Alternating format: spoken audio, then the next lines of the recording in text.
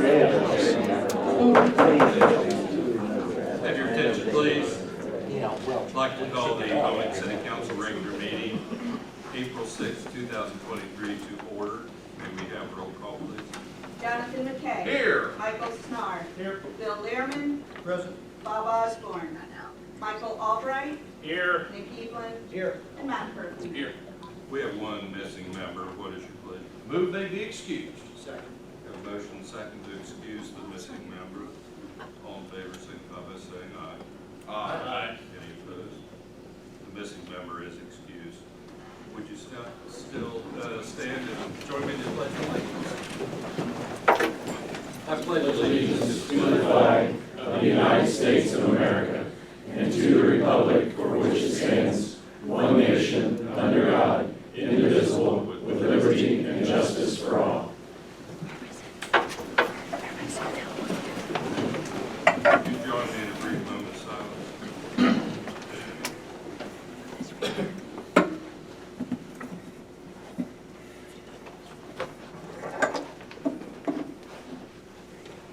Thank you.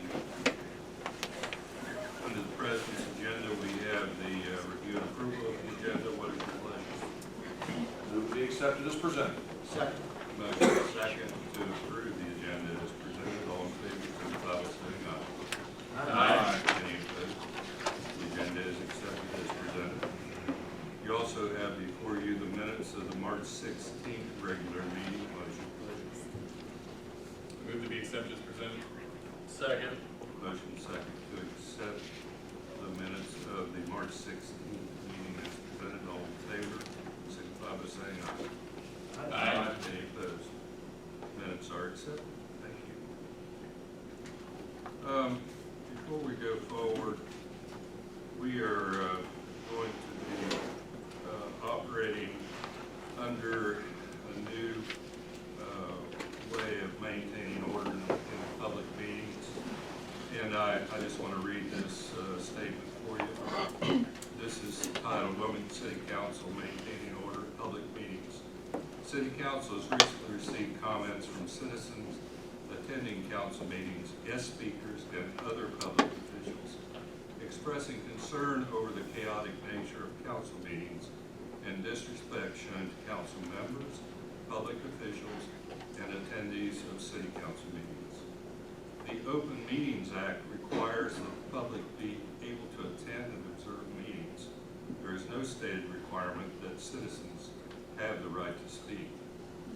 However, the City of Wilmington, in the spirit of encouraging public discourse and participation, has tried to allow all the voices to be heard by providing the option for public comment at our meetings. We have provided guidelines for citizen participation with the hopes that if the rules were clearly stated, then all who attend council meetings would follow them. This has not happened.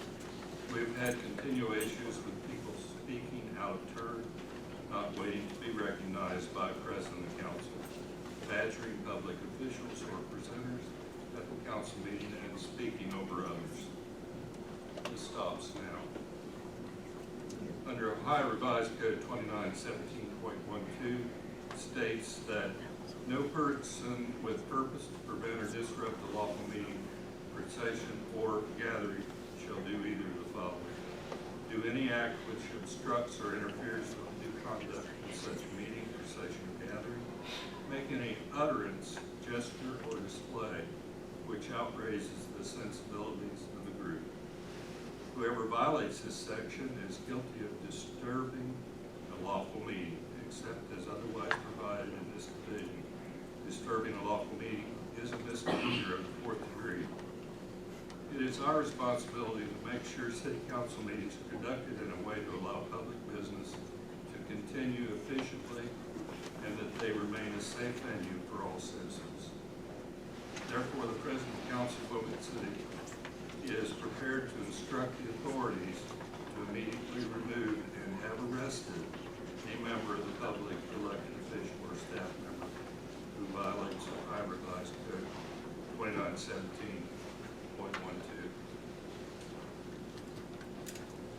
I know this tightening of our enforcement policy may seem overly harsh to some, but I think most will agree that we have to maintain civility and decorum in our meetings. Since no amount of policy clarification seemed to be working, we felt that we needed to add some additional consequences to the bad behavior we've been experiencing. Some folks don't seem to know how to conduct themselves in a public meeting, so hopefully this will get their attention and help to return our meetings to normalcy. Just to be clear, please raise your hand and ask to be recognized to speak, and the president will allow it if he feels it's appropriate. All previous policies are still in effect for discussion from the public, 3 minutes, etc. If the president feels that what is being said is inappropriate or inflammatory for this setting, or if the person has been disruptive in any manner that is disturbing to the meeting, the president will gavel the offending person and issue a warning.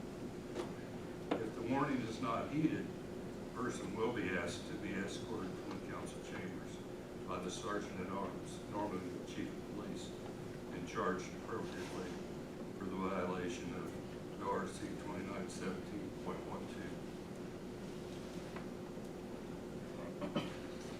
That's all I have. Mr. Mayor.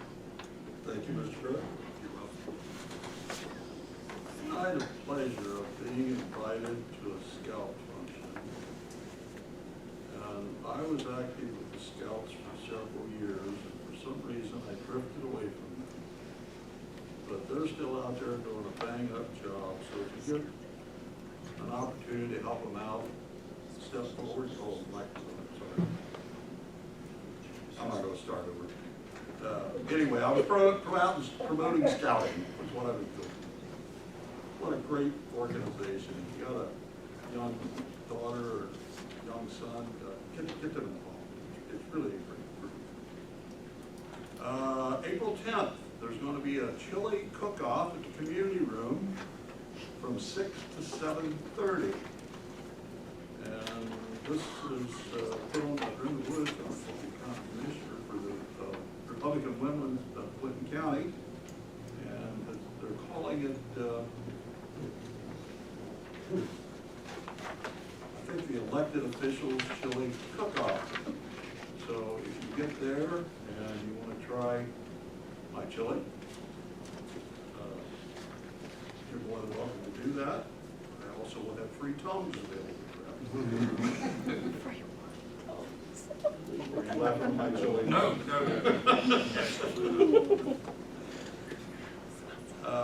Got a good report on our landfill.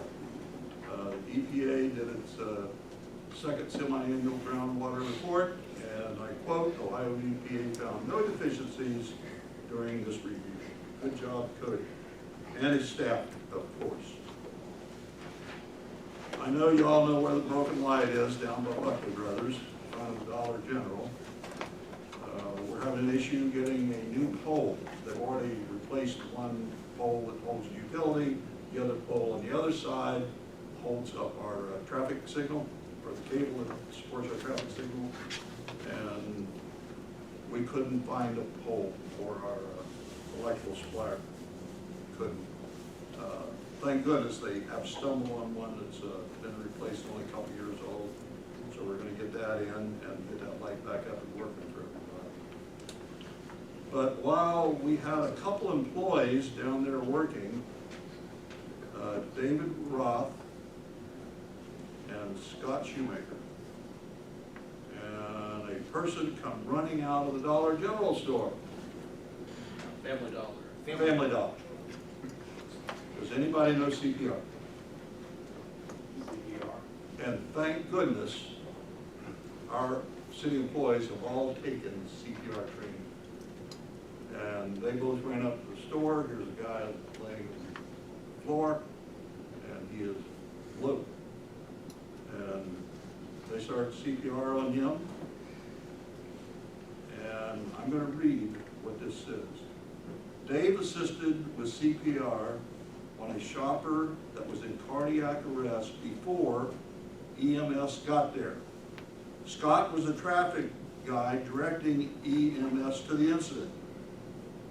And of course, they saved the fella, who then proceeded to get his car and drove himself home. You can't make this stuff up, folks. I wish I had a name on who he was. He left.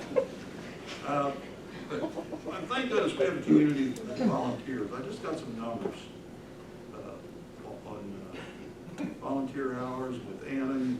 She helped, code enforcement, she helped 12 events, 210 volunteers, 540 hours donated, 142 bags of trash, 1 shul dumpster, 20 miles of streets and alleys cleaned. And thanks to our partners that help supply some of the funding for this, such as Temper Tech, and also workers. Temper Tech employees can help us. Clinton County Juvenile Court System, College, Alkermes, Amazon Air, Main Street, Wilmington, Clinton County Dangerous Bureau, Clinton County Recycling and Solid Waste, and Sugar Tree Landscaping. All those people donate money and workers to help us do that. We also have a lot of volunteers that make our park system work. Those coaches out there are all volunteers. I don't have the numbers on them, but very grateful to have people that pitch in and help like that. I talked about the tire recycling event coming up on the 29th, Saturday, 9 to noon. You need to register for that. We're also taking paint and household waste collections at that same time. You got gasoline, pesticides, herbicides, solvents, or paint you need to get rid of. That is the time to do it. Again, that's Saturday the 29th, 9 to noon. You need to register for that. I saw a little clip somewhere that our own Ruth Brindle with the Clinton County Port Authority received a Bob Addy scholarship. So congratulations to Ruth. When you see her, give her a shout out for a great job. Hope House is doing a fundraiser. They have a citizen who is offering a $5,000 donation if Hope House can raise $5,000. So it'll be a dollar for dollar match. So if you feel like supporting that organization, help them out, and the dollars will double. And we had a meeting just a while ago on our wastewater treatment plant. It was a $50 million project, over $10 million from the grants. So I asked the question, how much have we received in grants? Do we know? So staff did a little work, and here is what they told me. Since 2016, They can't hear in the, Mic's not working. online. That's the good part anyway. Since 2016, we've done over $94 million worth of projects. We have received over $28 million in grants. A little over $48 million in 0% loans. And we also received $93,000 as a private donation to our city. That's pretty incredible news. Back to you, Mr. President. Thank you, Mr. Mayor. Do Oh, wait, do you have someone to introduce? I'm sorry. We'll skip Taylor for a minute. We'll skip Taylor for just a minute. Chief, I heard a report that crime is up in this city. Is that true? No, it's actually down. Property crime is up, violent crime is down. The only numbers that we have as far as violent crime would be considered, if you want to call it violent crime, is what we call simple assaults. Those are up from last year, in 2020 we had, and I've actually got the numbers here. 2021 we had 39 assaults, 2022 we had 58, so they increased by 19. But as far as any other violent crime, they have actually decreased over a 2-year period. Where somebody's probably getting that information as far as the violent crimes going up. The last time the FBI updated the city of Wilmington or any sitting here in the United States is 2019 with what we call the UCR crime report, the Uniform Crime Report. In 2018, 2019, you have to remember, we had 2 homicides over a 3-year period. Homicides will be violent crime statistics. So if that jumps us up 80% in violent crime, that's the reason we did have a couple homicides in a 3-year period. As of this year, we have not had any homicides. We did have an attempted shooting in September, but no homicides since 2021. But I will tell you, property crimes are up. Petty thefts are our 3 highest crimes I've looked at this quarter: petty theft, criminal trespass, and DUIs. For some reason, DUIs is coming in first. But once again, petty theft, criminal trespass, DUIs. The violent crime, we're seeing a decrease in violent crime. Great. Thank you, Chief. Taylor, what can I say? I'm old, I'm forgetful, but I've already seen this report, and it is outstanding what our land bank has done since it was created here. Taylor, I'll hand you the mic. Taylor Sucker, everybody. Is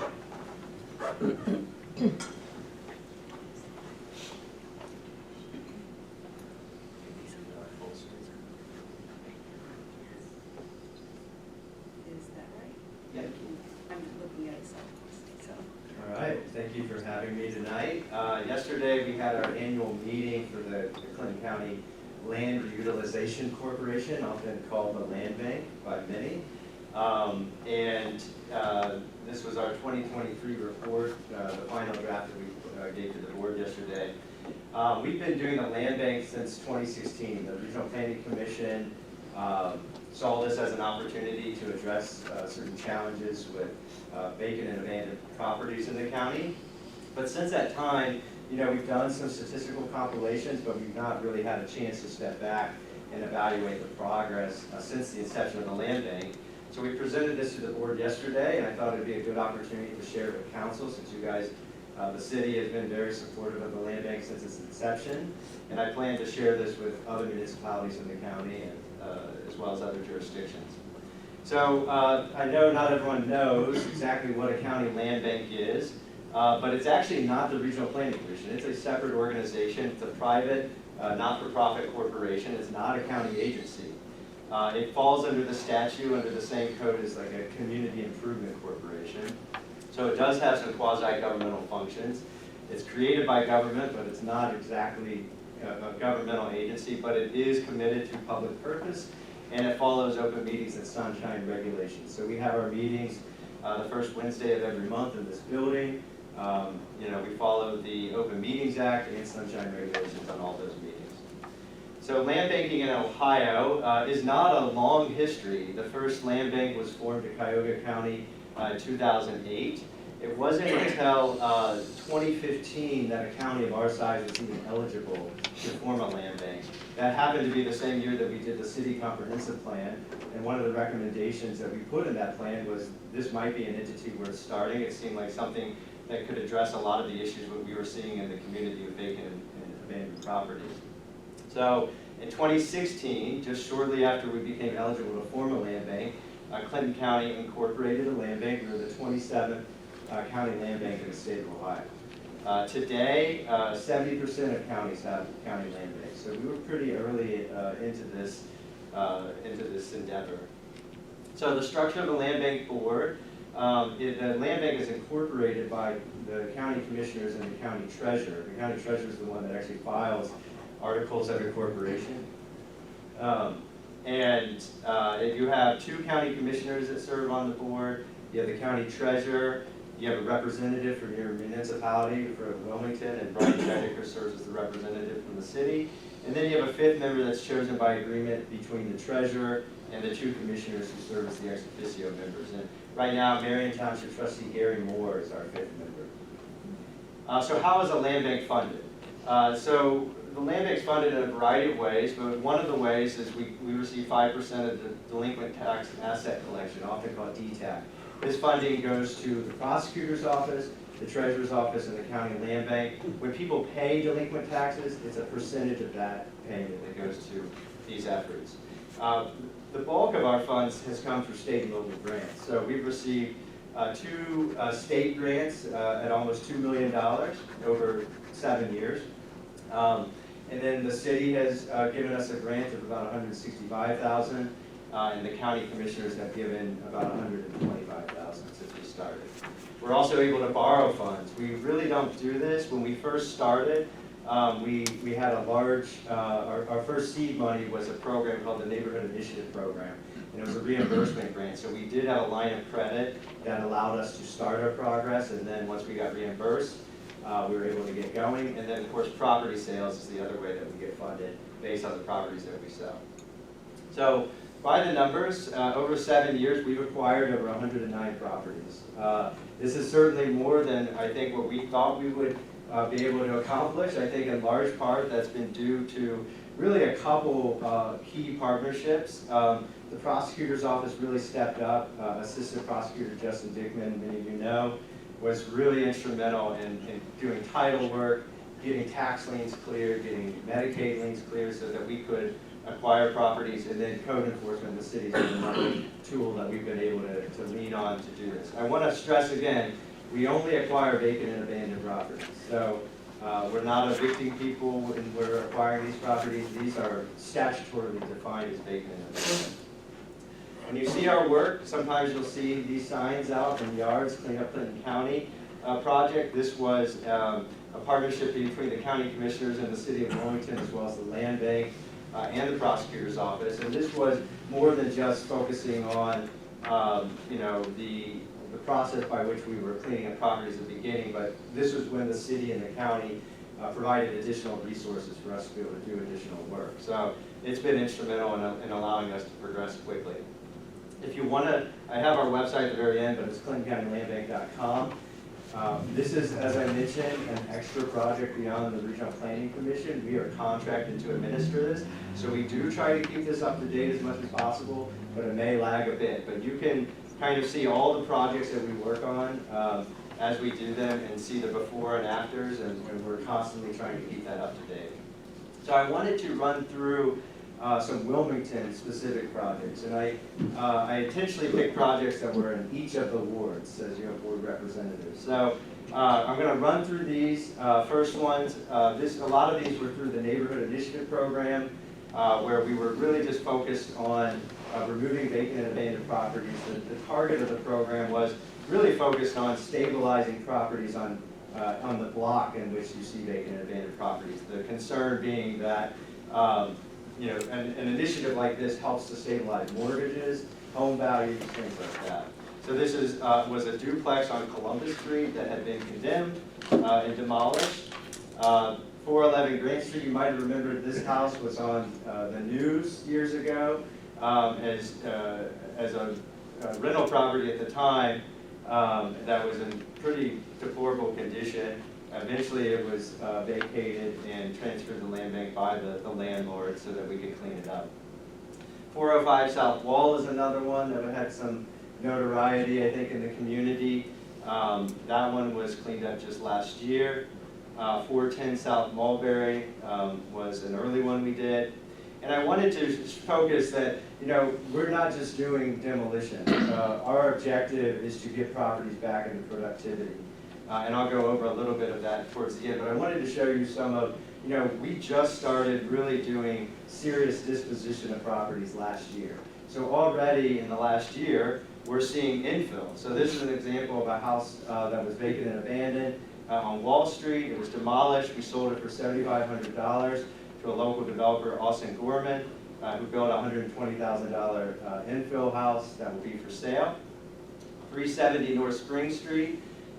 This lot was cleared and then sold for $10,000 to local developer Luke Credit. He's building a three-family triplex renter occupied property, so it's nice to get some diversity in the community and through the land bank, and this is valued at $270,000. I wanted to show an example in the 4th ward. Not all of these are just vacant and abandoned properties that are in underserved neighborhoods. This is in a subdivision on Silverado Drive. This was a pool house that was built by the developer who eventually went bankrupt.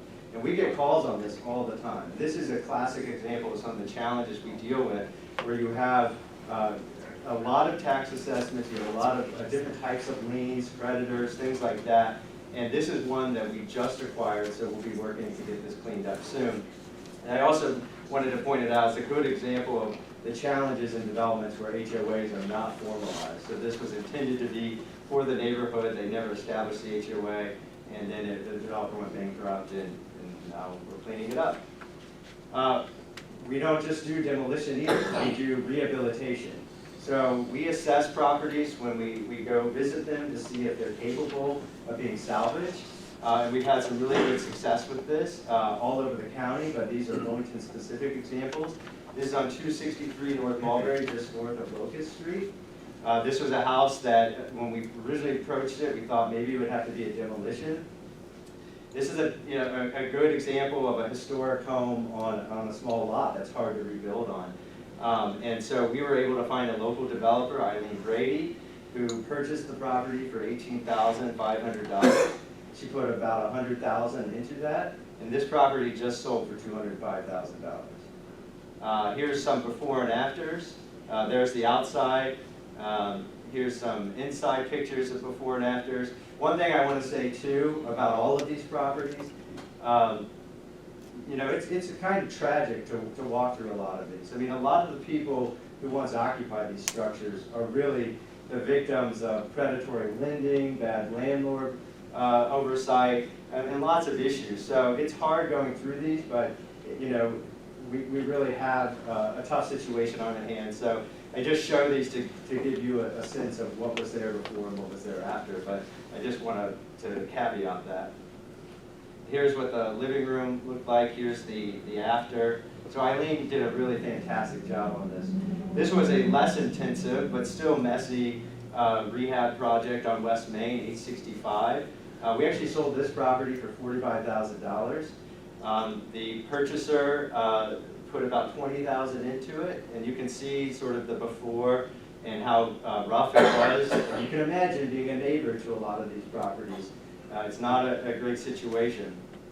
So befores and afters of the kitchen, cleanup, and the interior. And this will be a renter-occupied structure. We don't just do housing either. This was the old Sugar Tree Machine building on Sugar Tree Street. This was actually one that the city was very instrumental in supporting. And I know the facade doesn't look so bad, but if you saw the inside of the building, there was trees growing just beyond that facade.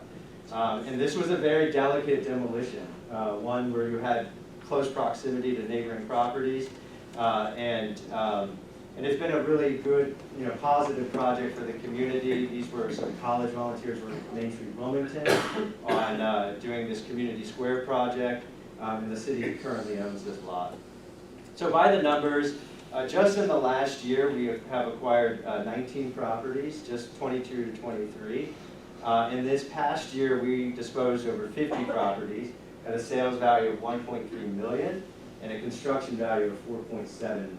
So when we sell a property, buyers have to be qualified. They can't have existing tax delinquencies, zoning violations. And then when they purchase a property, they have to put in a bid and an estimated construction value. And that's that number. I will say too, a key partnership in being able to have this kind of success has been our Clinton County Board of Realtors. When we first started this process, a lot of county land banks, they just have a website, they list the properties, people go on, and whoever sees it, sees it. By working with the realtors, we're able to put these properties on the MLS. So people looking on Realtor.com or Zillow, they're able to see what properties are available. And we've gotten a lot better reach in the community and marketability of these lots because of that. So they've been really instrumental to the success of this. So over the last 7 years, as I mentioned, 109 properties acquired. Just those 52 that we've disposed for rehab or new construction have had a $3.8 million value add based on the investment going in. And so you can see the ROI on this. The land bank has about $1.1 million. That's legal fees, demolition costs, title searches. We used Service mats are often to clean properties if we're trying to see it get rehab. And our resale value is almost $5 million. So for every dollar that goes into the land bank, we're getting $3.58 back into the local market. So it's been a success that's far exceeded my expectations when we set out to do this. As I mentioned, all successful things have partnership and collaboration. I'm probably missing someone on this, but it really has been a team effort. County agencies, county treasurer, prosecutor, auditor, recorder's office has been supportive. The sheriff's department, city police often will assist us in going into some of these properties, make sure they're safe.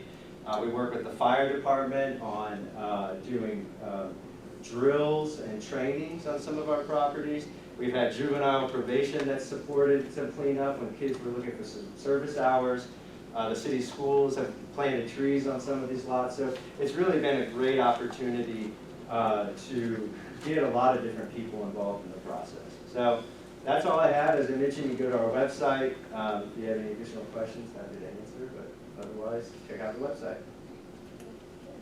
Thanks, Ian. Thank you, Taylor. That's a great job. We really appreciate what you do. We're cleaning up the city one property at a time, but we're getting there. Now, can I say it, Mr. President? Back to you. Thank you, Mr. Mayor.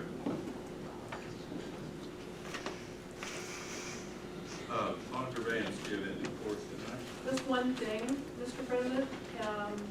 This past week, we were able to sell the notes for the landfill. And this will become no surprise to you. It was $1,150,000 that you all approved back in February as we pay those down for the landfill. The coupon or interest rate was 4.75%. Interest rates, it's a tough time to have people borrow money, but to not go too far in the weeds with it because we sell it at a premium. The actual yield is 3.55. So it was a really good sale for the city based on other comparables that were happening in the same. That's all I have, Mr. President. Thank you, Auditor Vance. Safety Service Director, Mr. Schottiger. Thank you, Mr. President. Just one quick update that I shared with the committee. We did open our bids for Phase 8 of the landfill. It came in just a little under $1 million, which was below our engineer's estimate.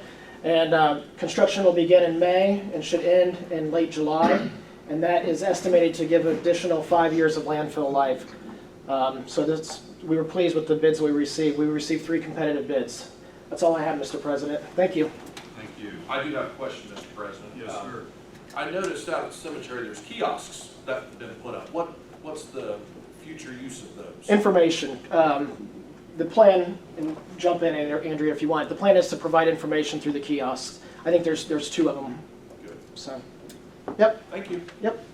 Thank you. All right, moving into council committee reports. City Revitalization Committee, Mr. McKay. No report, Mr. President. City Services Committee, Mr. Eagle. Mr. President, last week, the committee held a meeting and discussed several topics. One of them, Chief was going to give us an update on the police cars that are going to be purchased, and the ones that they retired and sold off. We had Jessica from the taxi service there. We had Jessica from the taxi service who gave us an update on the new taxi cabs that are in, how the new handicapped vans are supposed to operate, information on the new computerized dispatch system and so forth. So that was all very enlightening. There was discussion about one of the areas of traffic concern at the far end of Locust Street on 22 and 3, and Councilman McKay brought that to the committee. Jonathan, you want to elaborate on that? Sure.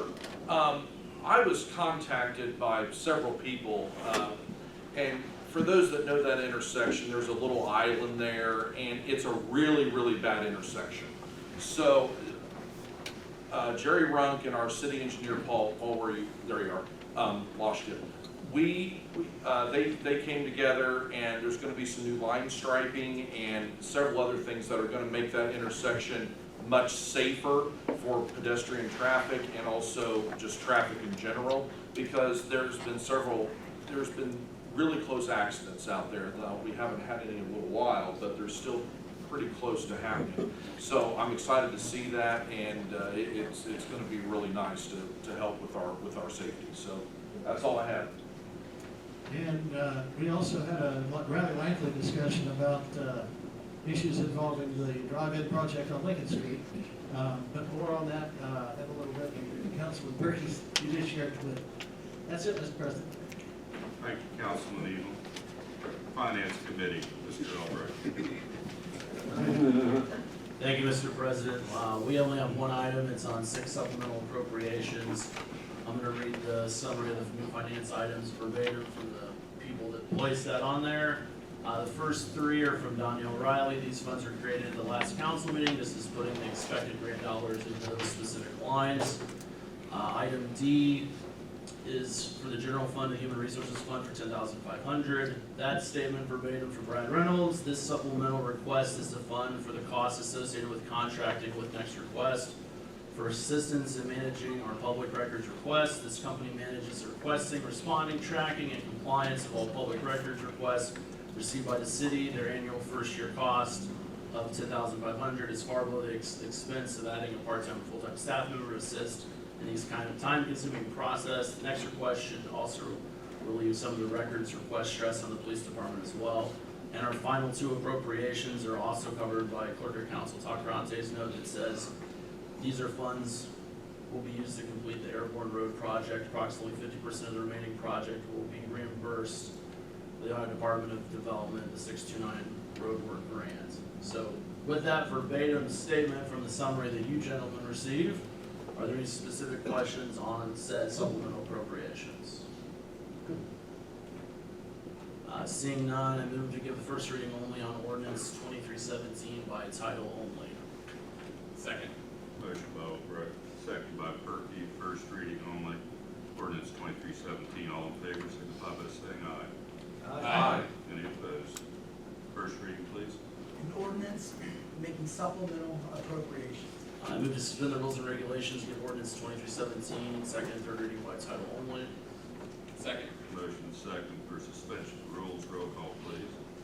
McKay, Yes. Snar, Yes. Learman, Yes. Albright, Yes. Evelyn, Yes. Perky. Yes.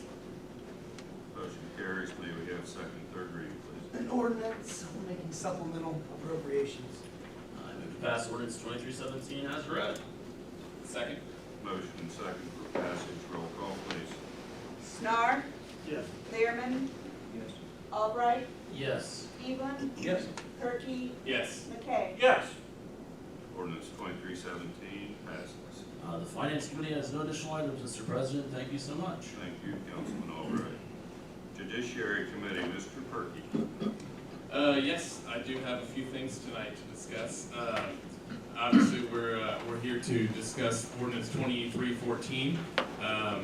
Mr. President, I'll ask a decorum question. Would you like a motion in a second before we open up discussion for the third reading, or? That would probably be appropriate. Okay. So what we'll do is I'll move now for the first reading of ordinance 2314 by title only. Second. Third reading. Or I'm sorry, third reading, thank you. And then third reading. We have a motion and a second for the third reading of ordinance 2314. Okay. So that being said, I'm assuming we're going to have some discussion tonight. There is if you allow me to indulge this for a second, a time not too many years ago where the council looked out and saw one attendee in the audience.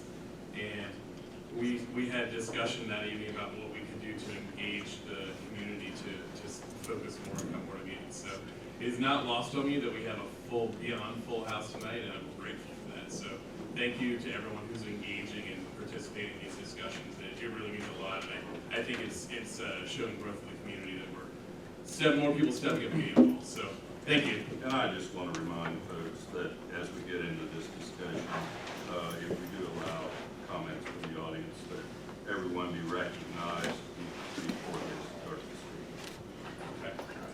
Okay. So the first part of this discussion, I guess we should say, and Mark, I'll ask you again. I forget who.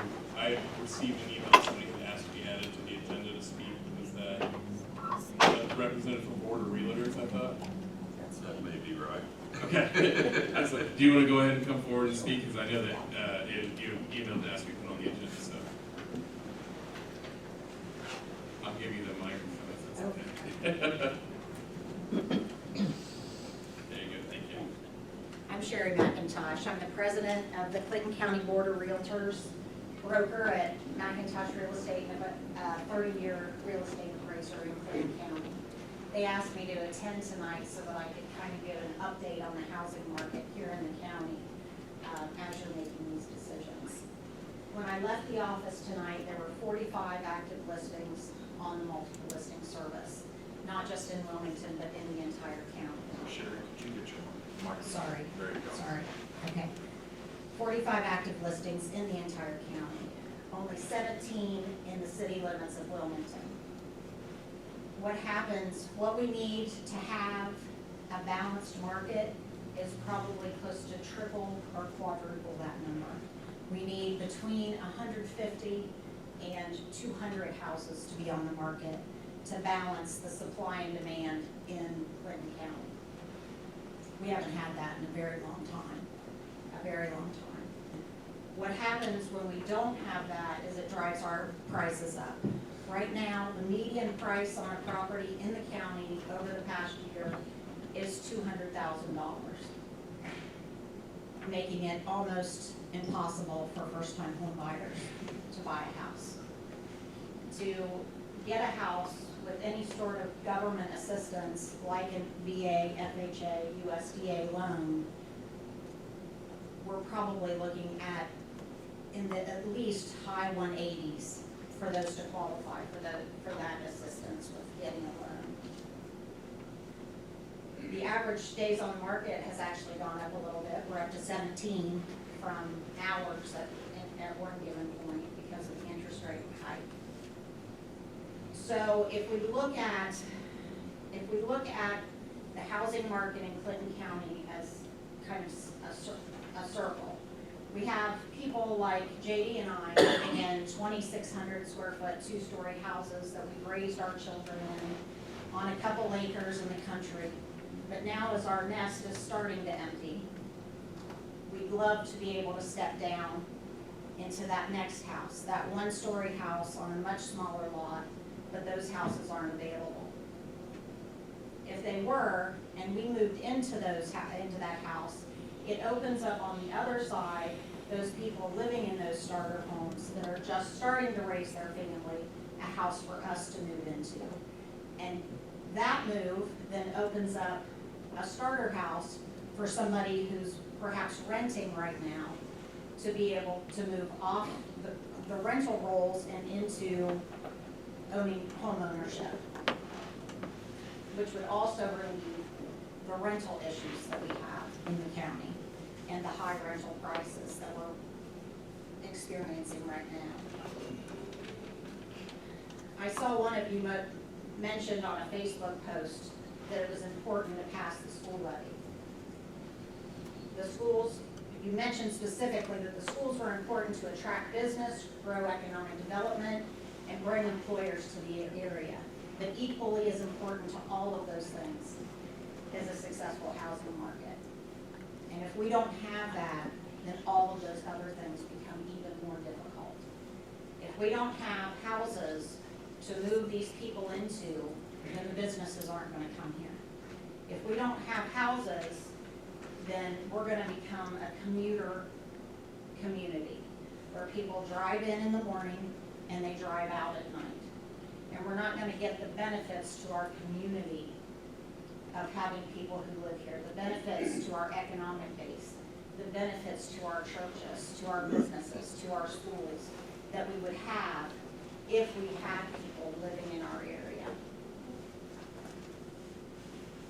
As the president of the Clinton County Board of Realtors, we would strongly urge you all to change culture a little bit here and start becoming welcoming to these developers that come to our area, or it won't be long before they stop coming. We're not here to support one particular project or another, but we are here to tell you that we need housing in this area. Thank you. Thanks, Sharon. I think, Mark, I I looked back through my email, I think there was also a request from Alex Bears from the Port Authority. I know Beth or Ryan, Alex isn't here tonight. I know he had sent a letter to council, did everybody receive that? I have a chance to look over, so I think that could probably suffice for his statement, unless one of you want to speak on his behalf. Okay. What was the gist of that? That we need housing. So there is if you remember a year and a half ago or so when we were discussing the beginning phase of the development that's now happening in Timberland, the county commissioners in the city and a few other groups in town had commissioned a big housing study to be done.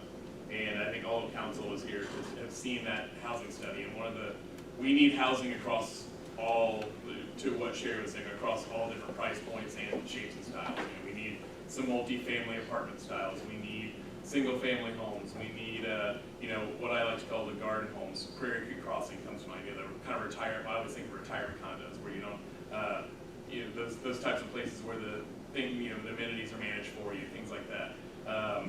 And I believe the number that stands out was we could handle for the next, I think it was the next 10 years, 40 houses, new construction houses per year.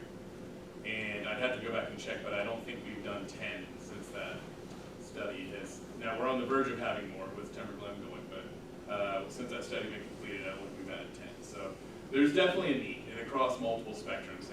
And while we can't immediately build across all those, Sherry does make a very valid point of, families choosing to move up or down, the home size ladder opening up, making a vacuum for other movement there. So that is the gist of what was coming from. But it is important for us to remember that there is a need.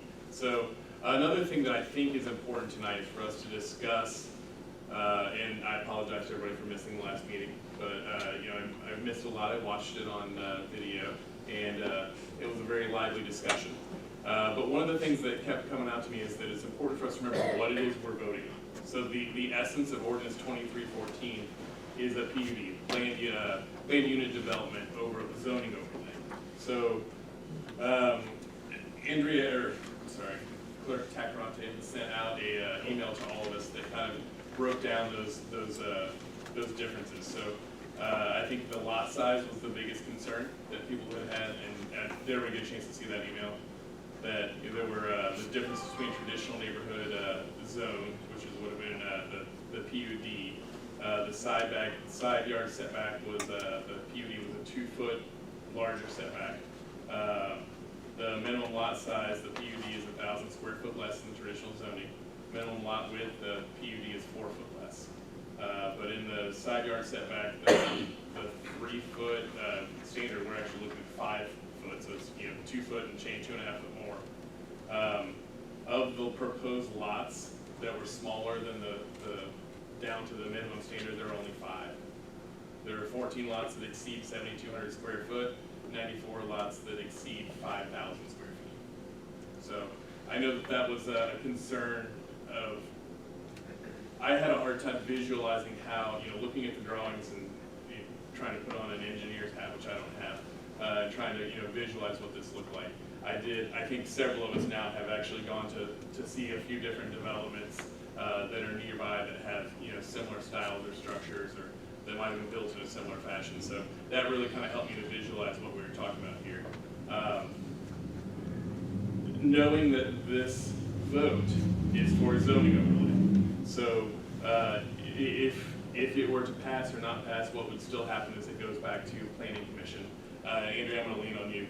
After this, regardless, it goes back to Planning Commission for further discussion, correct? Am I wrong there? I was under the impression that was the next step. It will go back to Planning Commission for further discussion, but I believe Taylor, it needs approval at all levels in order to go forward. We're still talking about the zoning. It hasn't been approved as a. This does not finalize it. You do not finalize the PUD. That is a Planning Commission function.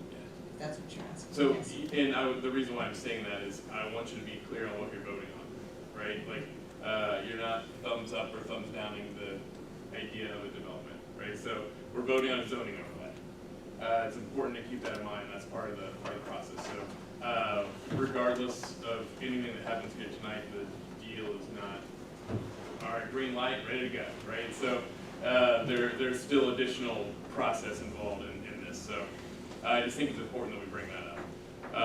Another thing that, and I'm going to let Nick have the floor for a moment here because I want to talk about what he discussed at his meeting, but another thing that came up at Nick's committee meeting last week was we started discussing whether, in cul-de-sacs, because it's a circle, the frontage is smaller because the lots are pie-shaped, and we were talking about, what our subdivision regulations look like, what it looks like to come to Wilmington and build, and one of the things that we have on our agenda that Judiciary Committee will do, and I think we're scheduled for this fall to do it, is a full update of the subdivision regulations, right? So what that lets us do is to then modify or modernize is probably the better word because it's been 2 decades since we've looked at it. So it modernized how we want to look for any potential development, right? So these are the rules that someone will have to play by if they want to come here.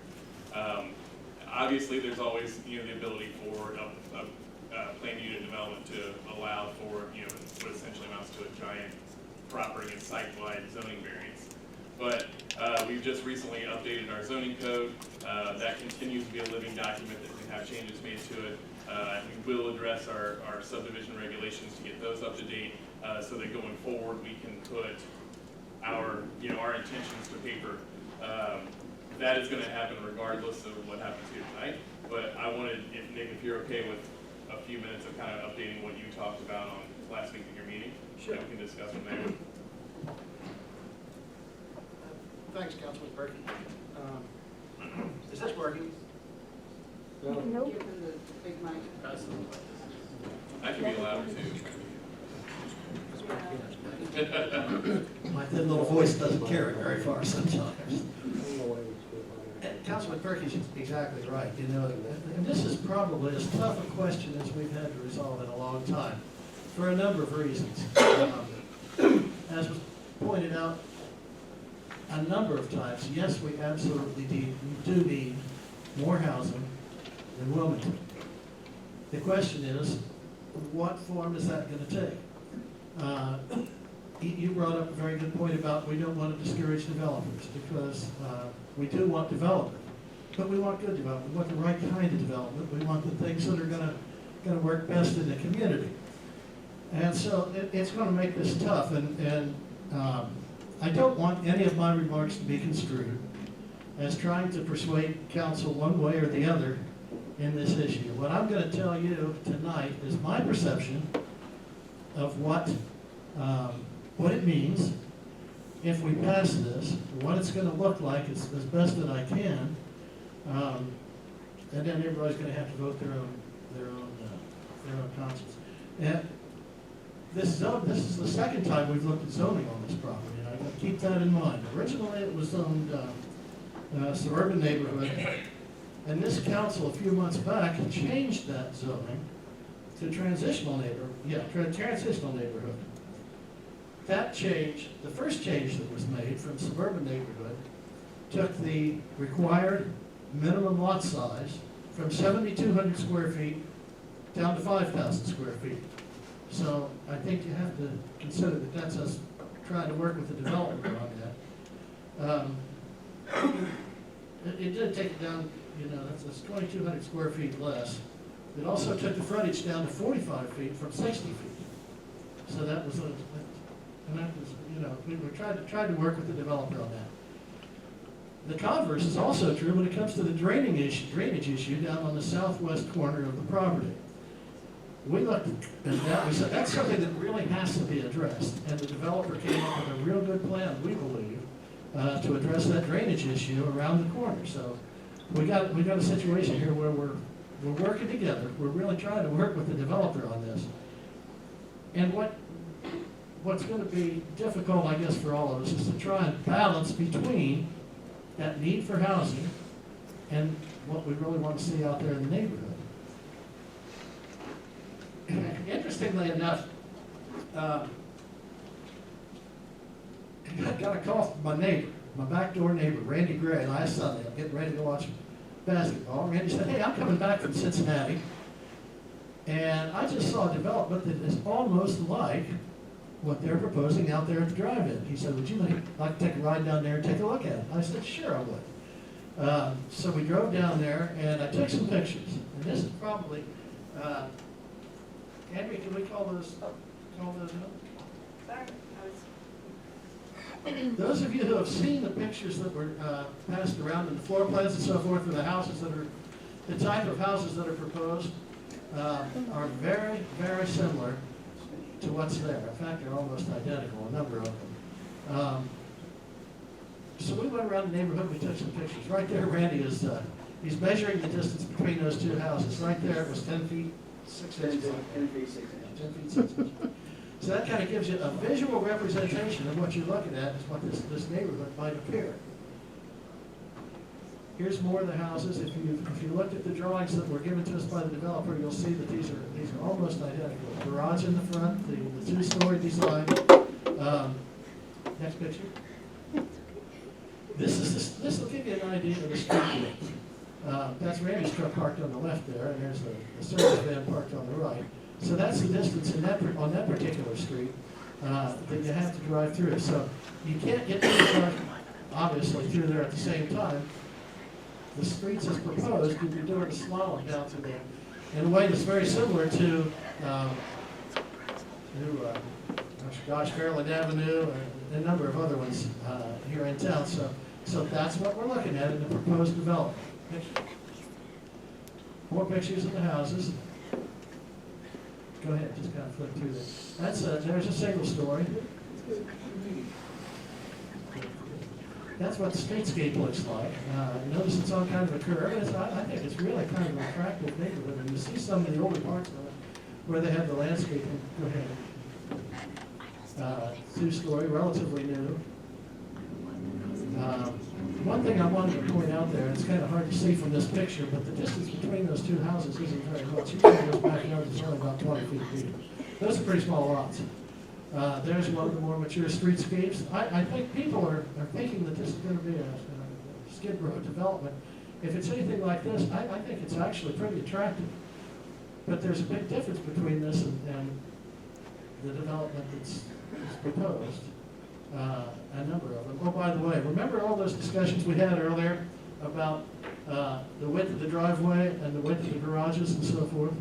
That's two cars in the garage. Obviously, you can see that if you got two cars in the driveway, you're going to have to step out in the grass. That's not actually a zoning issue, I don't think, but it is something that we brought up. It's something that potential buyers would have to deal with. It's another picture between two houses. I think, go to the next one. Yeah.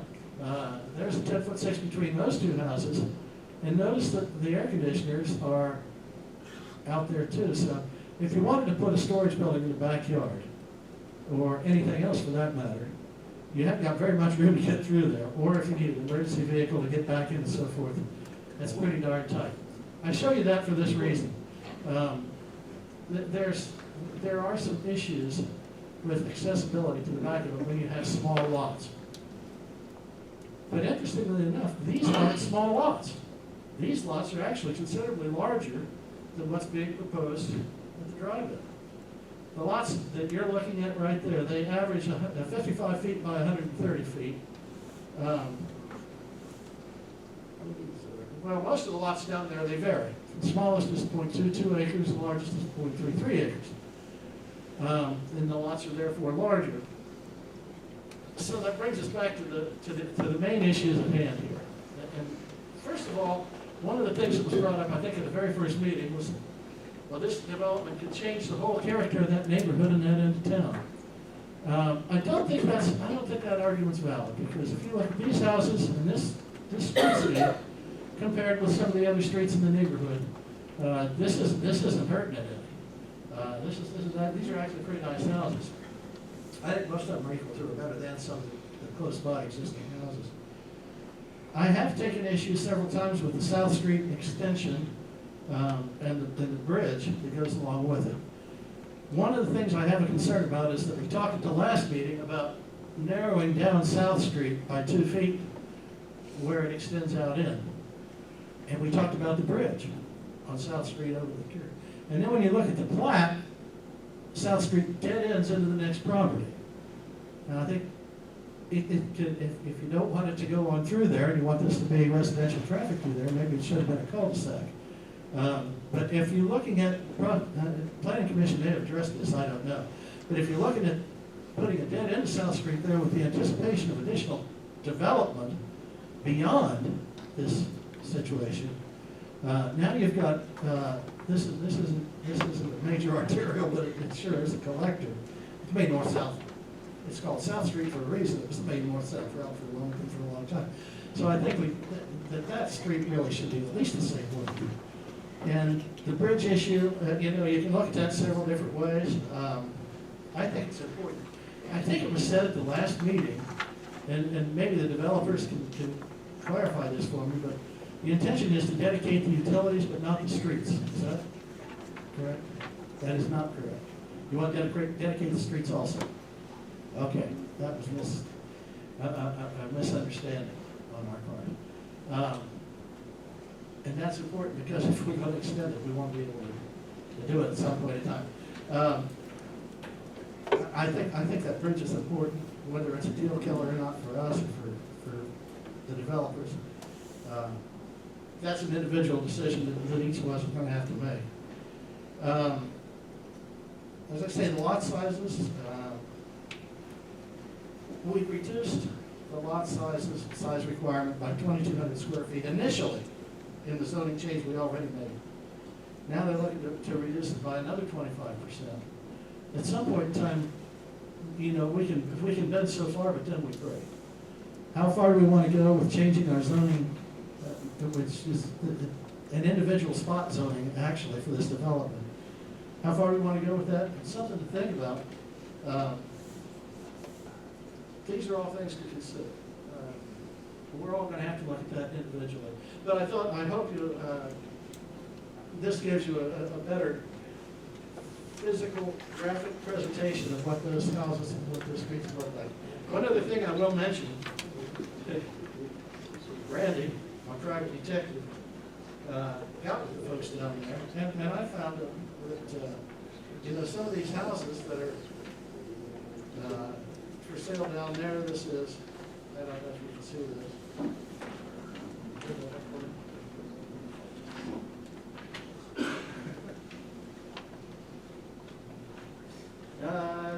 That house goes for $272,990.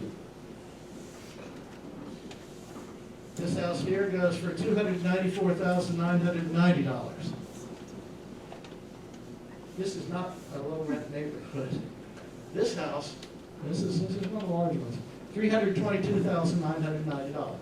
Remember, these are new homes. These are two-story homes with basements. They're very nice homes. But if the Board of Realtors is looking for affordable housing, this ain't it. You know, any new housing is going to be well over $200,000 just in straight construction. So, for that reason, that's the reason I say this. These houses should be equal to or greater than most of the prices in the other, equivalent with the houses in the neighborhood. And with that, I'm gonna stop talking. I've carried on long enough. But as I said, you each got to make up your own minds whether we want to bend far enough to make this happen, and put these on. This neighborhood's on bigger lots, and you can see how close the house is. Is that what you want?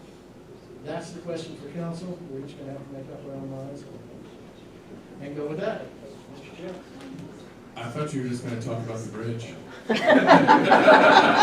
think we had a very lengthy discussion at Nick's meeting last week about the bridge, and we discussed two different avenues. One of which was, do you want to put the bridge in now, make the developers pay for it, or do you want to say, hey, is this a two-phase plan? If you know, Kentucky is phase one, if as a free market guy, I like to think that, you know, if phase two, hopefully there's demand and it sells and everything's great.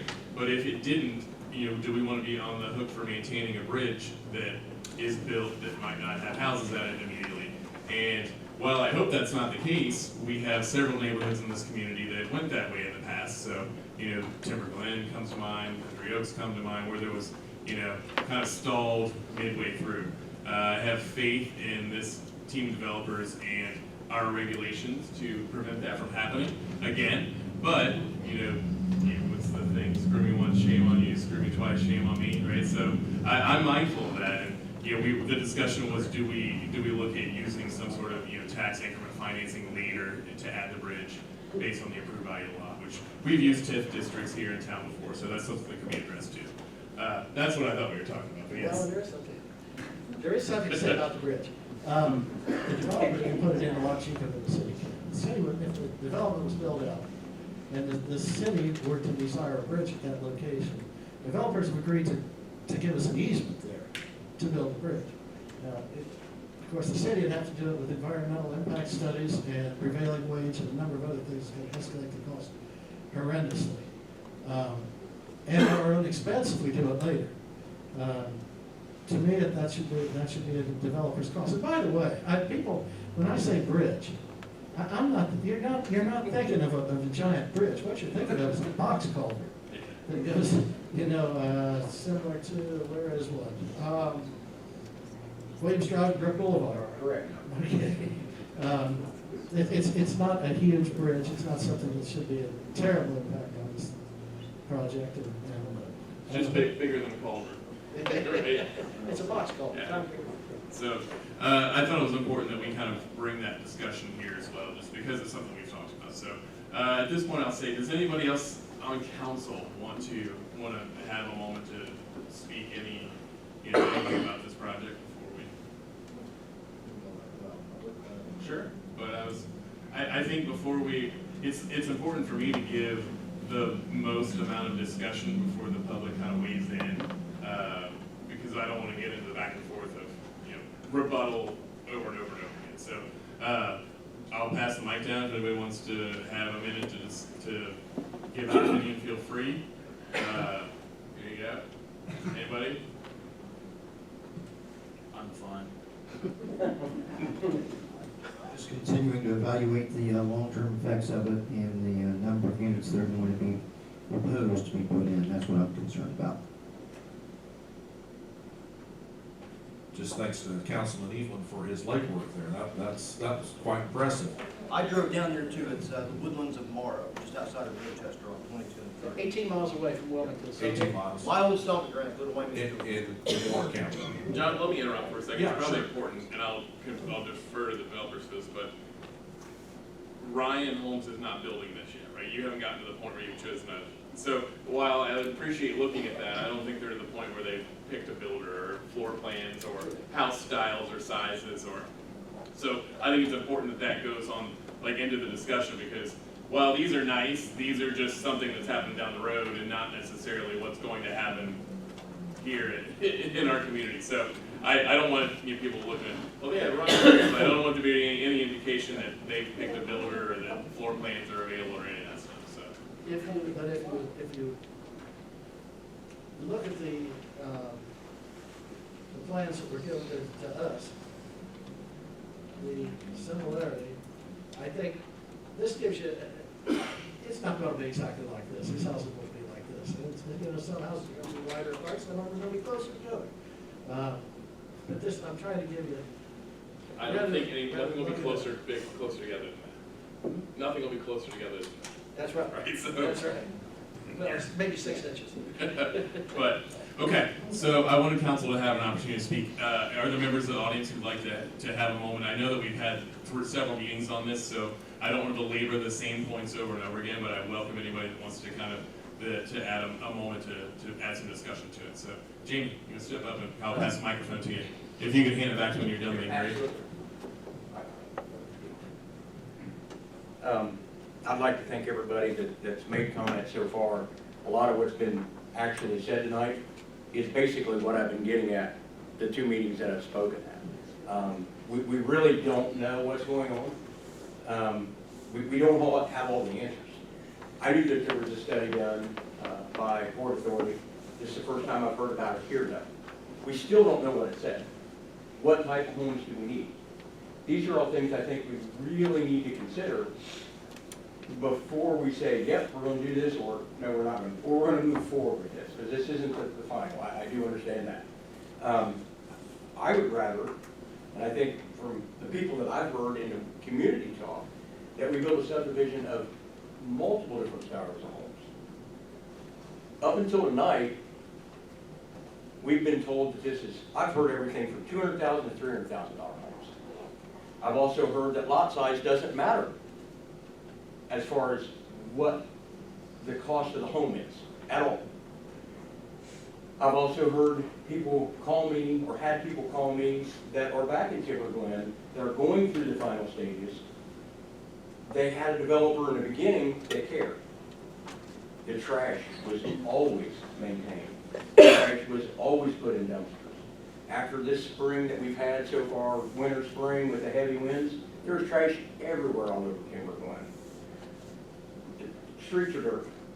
They make phone calls. They can't get anybody to talk to them with these new out-of-town developers that have taken this over. This is just what I'm being told. I haven't done research on this. This is what the community's calling and telling me. So I apologize if I've got something wrong. This is just what I'm hearing. They're afraid that this development will end up the same way. There is no skin in the game for these developers. We have a development that was started on David's Drive. Nobody knows what's going on with it. It was shut down. So we have a subdivision with streets back in on David's Drive, or at least this is what people are telling me. I do see streets back on David's Drive that nothing's going on. What's the deal with that? Do we need a developer to do the minimum for this community? What types of homes do we need? We all know we need more affordable homes.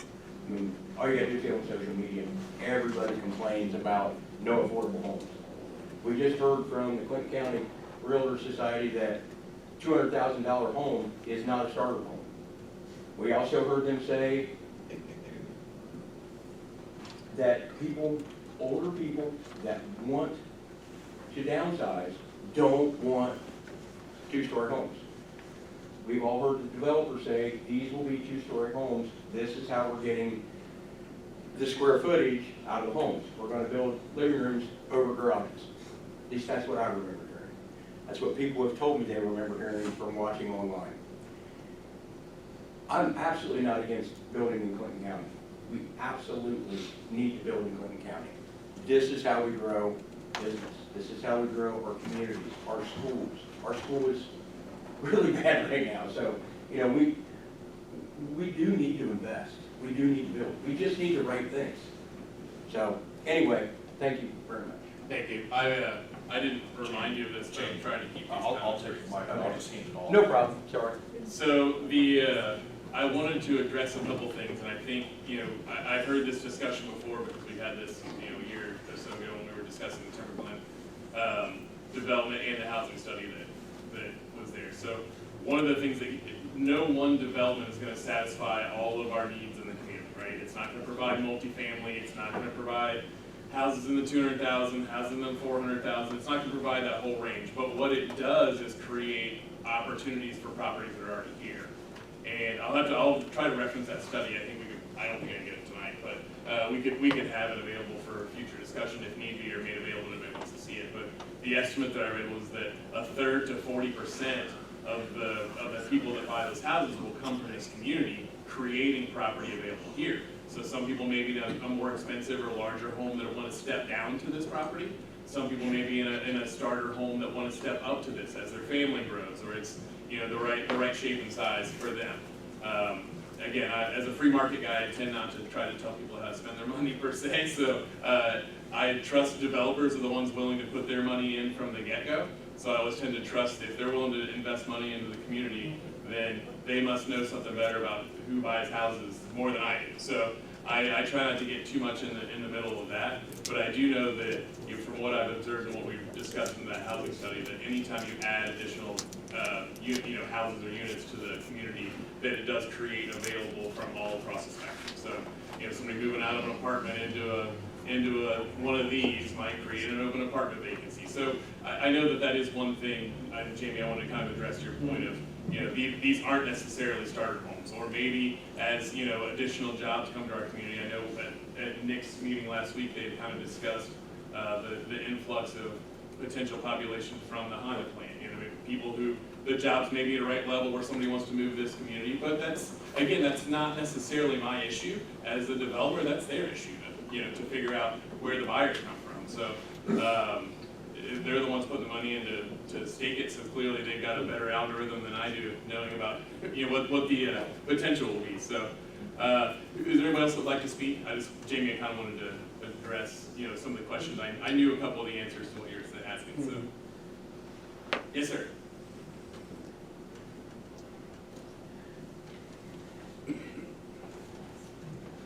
Okay, I'm Dave Grip. You know, when I look on the developer's website, every plat that they've done is Ryan Homes. Have you used anybody else? Yeah. Yeah? Okay. But anyhow, everything that they've done has been Ryan Homes. And Ryan Homes are prefab homes. You know, they're going to be cutting every corner they can. You know, since I've been in the business. But, and every picture you see here are wider homes than 30-foot wide. So there is going to be a big look.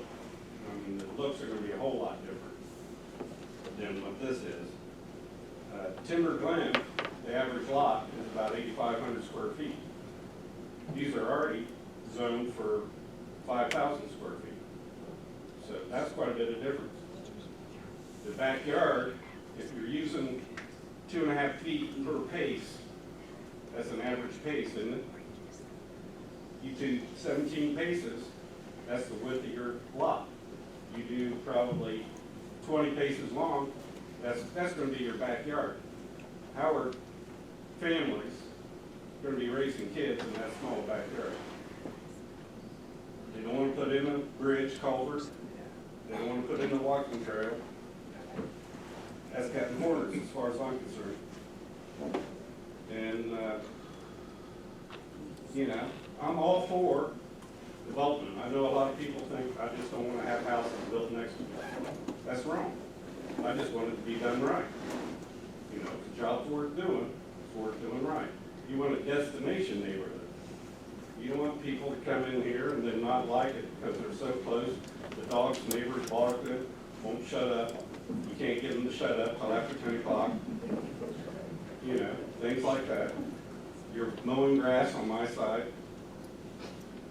I've seen that. I've heard people have to deal with it. And I think down the road, after this gets established a little bit, people are going to be selling them. Then people who have money are going to be buying them, renting them, and then they're not going to be able to afford the rent, which brings in, you know, government housing. So that's my opinion. You know, it's my opinion. So, you know, I do believe that the zoning laws are to protect the integrity of the neighborhood. We've already rezoned it. Now they're wanting to go even less.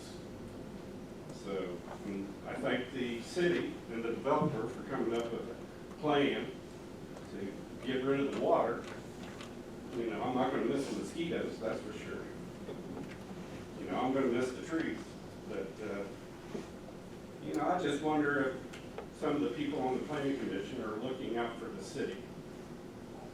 So that's about all I have to say. I appreciate those comments. One of the things I addressed earlier was when we get to a point where we do address and reassess the subdivision regulations, those are things that can be, you know, built into any future development at that point. It is worth stating, I think, do my quick math, 113 total lots, only 5 of them are less than 5,000 square feet. So we are asking. A lot of them are just 5,000. Well, sure, but that's the standard. The smallest lot I could find on Timber Glen was 7,500.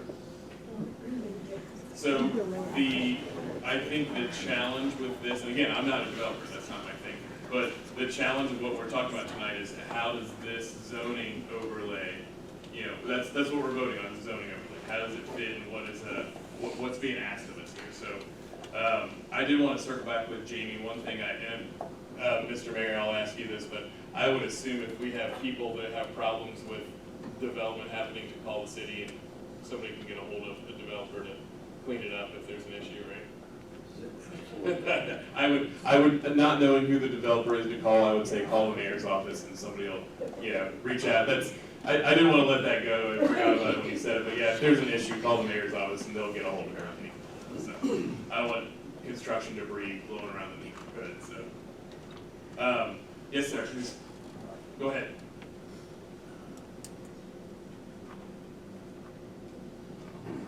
Randy Gray, known as Nick's Legs, I guess. I've got a question about the sewer. We got an old 8-inch line. Hold the mic. Right here? Yeah, I'm not good at that. We got an old 8-inch line that they're putting a 4-inch line into under pressure. How's that gonna work? I haven't heard anybody address how the volume is gonna work. I heard somebody say it might work. So, Rick, I know you. It should, he said it should, look, he looked it up in the manual and said, it should work. He said that at the meeting. So, I know it's something that has been addressed, Rick, have you been out to look at that yet? I had my guys that, do this stuff all the time, look at it, and it is built to handle it, and, no, it's under pressure coming in, but then it's into an open manhole, so it's, the pressure is there, and it's all gravity. I understand. This way, so, the fact that it's under pressure, isn't really a problem. And based on the, model that we have of a sewer system, that part of the system can take this additional development. A lot of the parts of town they can't, but.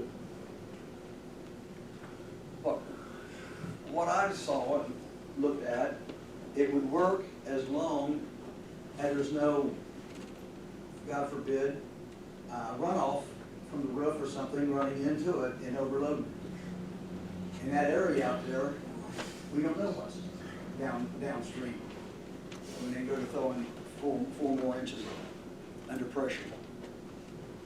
Right, but we will, it is illegal to have a dome stop going into the sanitary sewer. And that will be enforced, it is enforced already. But to Randy's point, should we do a flow analysis on that and see what's actually flowed in there now during the storm? Because that sewer goes a long way, and we don't want, I don't want these new people to have, or the existing people on, say, Kentucky Avenue, to have backups like I have on Lincoln Street and have for years and years and years, when the surcharge is not from the inflow, from infiltration in the old lines. And so, if we knew what that was, maybe we could get Rick to take a look at that and make sure, actually do a study of it and tell us in engineering terms what's in there and make sure. The other thing that occurred to me is that 4 inches is a continuous flow. It's being pumped off the lift station. So some of it's going to come out there, for some duration while it pumps down out of the pump pit, and then it'll shut off. But the flow by gravity out of the manhole will continue. It may be, but I think it's a question worth asking, and I think we can get into a lot more detail on it. I'm sorry, I'm just, one thing. I guess and legs. You are the legs. Thank you. So you will see in your legislation that there are stipulations to this passing. And one of those stipulations I put in there very specifically are that it will have to conform with city specifications, meaning that it cannot go through planning commission for its final without taking care of engineering problems. This is not an engineering review right now. It is a zoning overlay. I just wanted to point that out in the legislation in case any of you did not see that it was amended. That's one of the reasons why we brought that up, is to kind of, I'm all for having a public forum to discuss it, but it's also being mindful of what it is that we're voting on, you know, so, but yeah, I know that any and all standards will be upheld, so. Absolutely. Andrea, just a quick reminder, when does planning commission meet? First Tuesday. It normally meets the first Tuesday of every month, 4:30. Is there anyone else who'd like to speak on the subject tonight? Okay, any other council members have anything they'd like to? Oh, yes, sir. I was gonna say, my name's Richard Pollard, by the way. I live on Michigan Avenue at the very end by South Street. And I brought to Dave's attention, Dave's one of my neighbors. I moved here in 2005 because they built a subdivision behind my house. Wasn't as nice as this, and I'm not against subdivisions going in, but the sanitary was the problem. I had raw sewage running through my yard for months. Finally had to call the EPA in order to get it taken care of. And lo and behold, all of our sewer rates skyrocketed because they had to raise our sewer rates in order to take care of the issue. So, you know, one thing I was just kind of encouraging my neighbors is find out what the true cost of this is to us as current residents, because where I moved away from, tons of people moved away from. So it's kind of a dying community at the moment because of all the issues they have. I appreciate that. So there are a lot of intangibles when you talk about these that are hard to, you know, what happens to property values, right? That's the big question. We've talked about this several times. I mean, there are existing, you know, there are other communities that you look to as models, but there are a lot of questions that are hard to answer, but I think it's a good point to bring up, so. Any other discussion?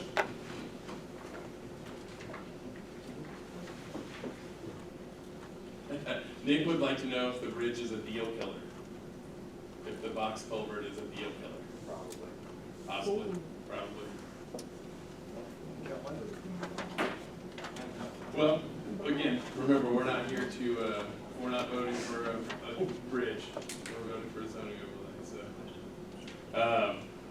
If there's no further discussion, I guess we've already had a motion and a second, so Mr. President, I can call the vote. Thank you, Councilman Burton.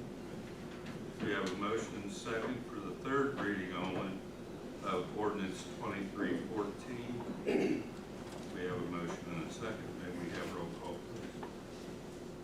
please? Learman, No. Albright, Yes. Evelyn, No. Perky, Yes. McKay, Yes. Snar. Yes. Motion carries 4-2. Okay, so that was procedural vote. Oh, so he has to read. May we have the third reading, please? An ordinance approving the preliminary planned unit development plan for DDC Management LLC and amending the zoning map by changing the zoning of real property to include a PUD planned unit development overlay on TN traditional neighborhood parcels located on Lincoln Street in the city of Wilmington, Ohio, as amended. Okay, and so the vote that counts, I'll move for passage. Second. Motion second for passage. Roll call, please.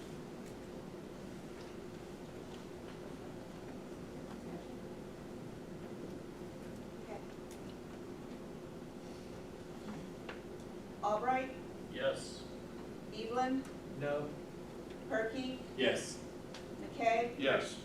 Snar, Yes. Learman, No. The ordinance passes 4-2. All right. Thank you very much. The next item on our agenda tonight is Resolution 2315 regarding a reduction or waiver of active open space in Timber Glen Phase 6 subdivision. So I know we've had 2 readings on this as well. Is there anyone here that would like to speak to that? If there's anybody here that was discussing that. I didn't see anybody at the last meeting that had it, but I was watching people, so I didn't. Okay, so as you know, we're talking about, you know, because of the way Timber Glen is built with current green spaces, wanted to change it. So, if there's no further discussion or questions, I'll move for the third reading of Resolution 2315 by title only. Second. Motion by Perky, second by McKay, third reading only, resolution 2315. May we have roll call, please? Evelyn, Yes. Perky, Yes. McKay, Yes. Snar, Learman, Yes. Albright. Yes.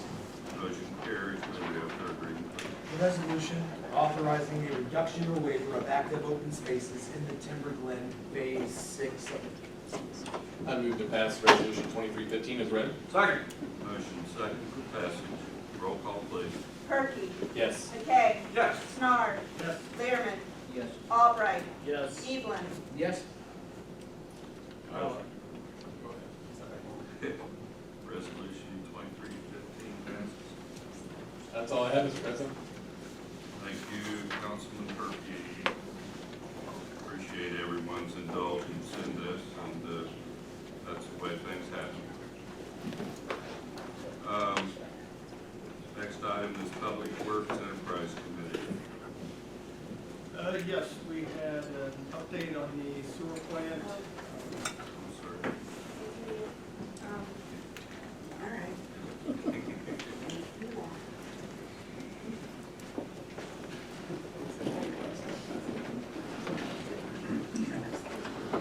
So we had a update on the sewer plant.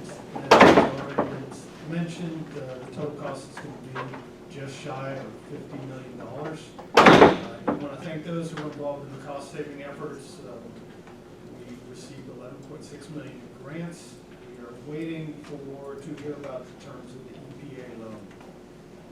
We also received a very brief update on the raw water line out near Caesar's Creek, not Caesar's Creek, out on 73 West. Also, a landfill expansion update, as was already mentioned as well. We're currently filling Phase 7.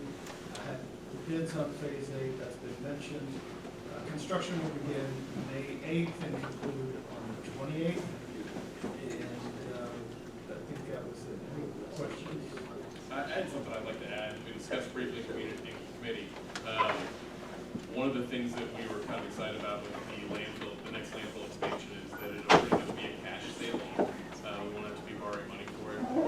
One of the things we've always talked about is doing an annualized rate review. So each year, the administration puts together, this is what our utility rates are, and they bring it to council and we discuss projects coming in. My first year on city council, we were facing a really large increase in rates because they had stayed the same for 6 or 7 or 8 years. And then all of a sudden we needed a $1 increase. I'm like, well, why wouldn't we just do 15 cents or a quarter every year to get us there? And so philosophically, I guess, we finally started to try to do that. And the next expansion of the landfill will be a cash deal because of that. Rather than coming to people and saying, we need $2 a month more on your bill, right? So obviously there's gonna be a lot of big expenses coming in there, but I think I'm really grateful to everybody for kind of adopting that philosophy instead of, coming at you and be like, hey, your bill's gonna go up $8 this month because we didn't plan ahead, right? And that's what it always felt like, it was poor planning. So I'm grateful to not have to borrow money to pay for that next expansion. Now, it doesn't necessarily mean that there's millions of dollars in the coffers. I think it was the right structure, and knowing that expense was coming.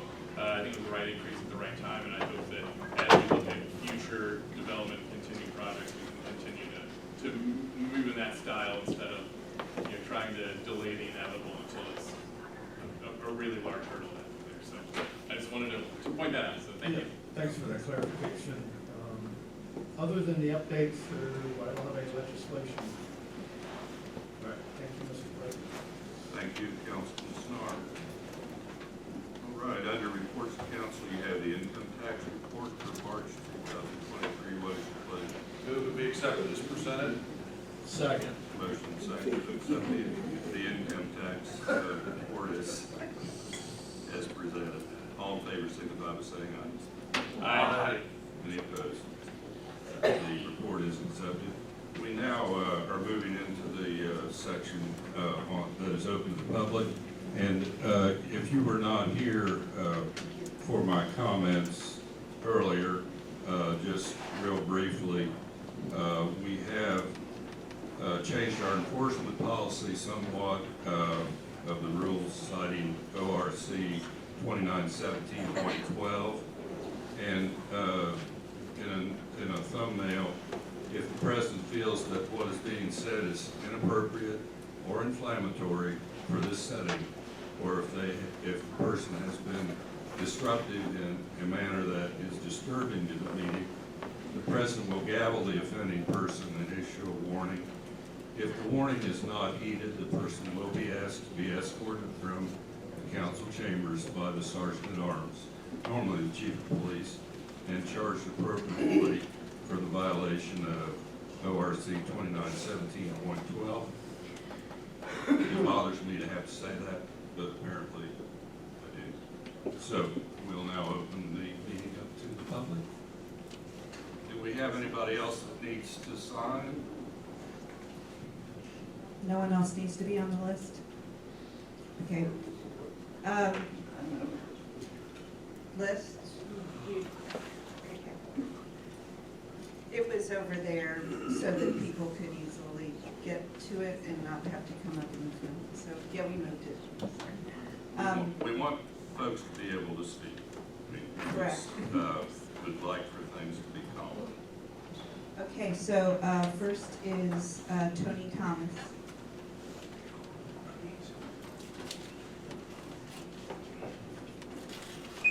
How are you tonight, Mr. Thomas? Good, See you. If I can clarify, if questions are asked by members who ask them, they'll be answered via email, or historically, there's been times where questions are asked where they're not answered here today, but they're emailed. How are questions answered that you may have? I mean, they could be answered in various ways. So they will be answered? Okay, sure, thank you. I'm ready now. Okay. My first question is, the very reason I'm here is I was sitting in one of the local eateries watching the council meeting. I heard your new rules, and that's why I'm here today. If I could first ask members of the panel, how many of you served in the armed forces of the United States of America? One? How many in the audience have served in the armed forces of the United States of America? Okay, thank you. Thank you for your service, by the way, Nick. I'm going to read something. It bothers me that I have to remind our government of this, but Congress shall make no law respecting the establishment of the religion or prohibiting the free exercise thereof, or abridging the freedom of speech, or the press, or the right of the people peaceably to assemble and to petition the government, the redress of the grievances. Definition: freedom, the power or the right to act, speak, or think as one wants without hindrance. Grievance, a real or imagined wrong or other cause of complaint or protest, especially unfair treatment.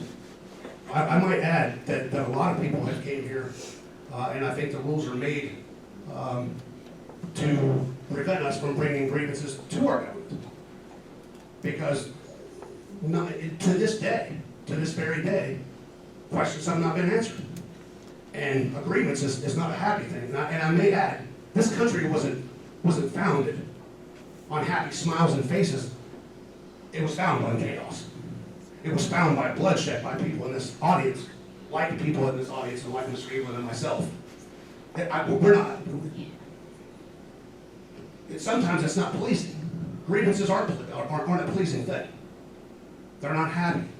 But to this day, there's grievances that have still not been met. And you expect people, and you make rules to prevent them from bringing it. I mean, people get upset when they ask and they ask and they ask and they ask, and nothing is done. Is that supposed to make us happy? Should we be happy? Because the last time I checked, that's the United States of American flag that we all swore allegiance to, not the crooked cross, which is the rules that I heard. And I would love to meet the lawyer who made those rules. I can't wait. I really can't wait. Because that's my main question. Because I'm going to attack those rules legally. It's insanity. Thank you. So that being stated, when you afford the people of the United States of America those 3 minutes, you have to understand, we have the freedom to bring grievances. Sometimes they may not please you. They're not supposed to. Thank you. Thank you for your comments.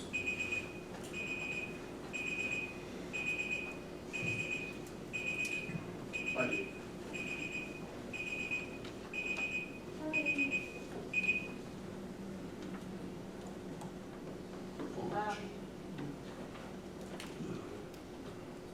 Next is Jane Johns.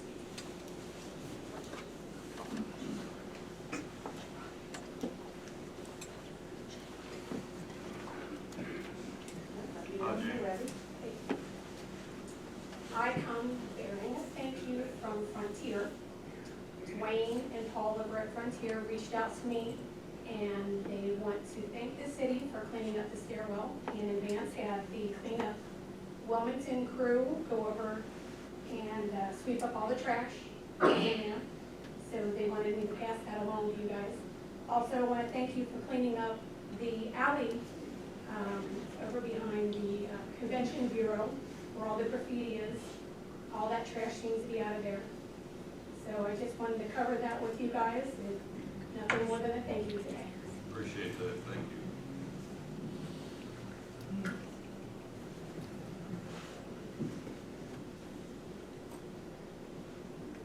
That seems to be it. Really? Yep. All right, that is the end of the regularly scheduled open council meeting. We are moving into executive session, so those that are not to be a part of that would be asked to leave. And we're not going to have any legislation after this, is that correct? No action. So thank you all for coming. You still don't. Really? No, because I think it's